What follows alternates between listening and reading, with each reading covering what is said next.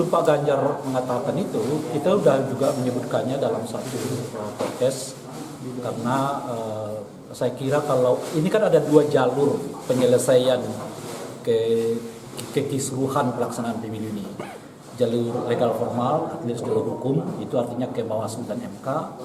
Dan saya kira dengan performa Bawaslu dan MK yang seperti sekarang akan sangat sulit untuk mendapatkan keadilan di tempat ini gitu ya.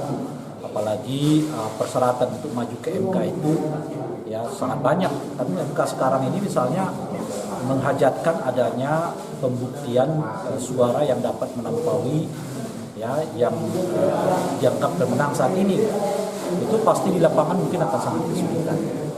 Nah oleh karena itu saya setuju jalur yang kedua yang tersedia yang mungkin bisa lebih efektif, lebih menggeliat gitu ya. Itu jalur kedua itu berhubungan dengan jalur politik. Yang jalur politik itu dibahasakan dalam konteks angket tadi.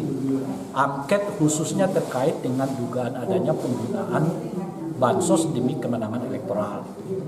Nah, selain karena itu, angket bansos ini juga penting mengingat hari ini kita tahu ya harga beras makin hari makin meningkat dan makin jarang juga ditemukan di pasar. Jadi setidaknya ada dua alasan mengapa angket bansos ini dipergunakan.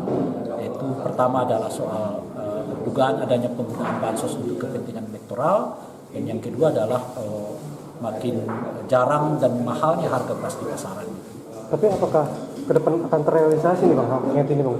Mengingat kalau kita pakai model komposisi koalisi pasca Pilpres sebelum Oktober ya, setidaknya koalisi non Jokowi itu ada 314 kursi. Jadi hampir sekitar 60-an%. Itu kalau pakai itu. Nah, tapi ini kan masih kalkulasi kasat mata. Kan kita nggak tahu misalnya Nasdem setuju apa enggak, PKB setuju enggak. Mengingat kemarin Nasdem kan sudah ketemu dengan Pak Jokowi. Apakah di dalam pertemuan itu ada pembicaraan soal kemungkinan angket? Kita nggak tahu gitu. Tetapi paling jauh itu kan ada kira-kira PKS dan PDI Perjuangan. Nah, kalau PKS dan PDI Perjuangan juga menurut saya sudah lumayan bagus gitu. Artinya besar dugaan saya lolos di tahap pertama meskipun mungkin nanti tidak sampai kepada kesimpulan.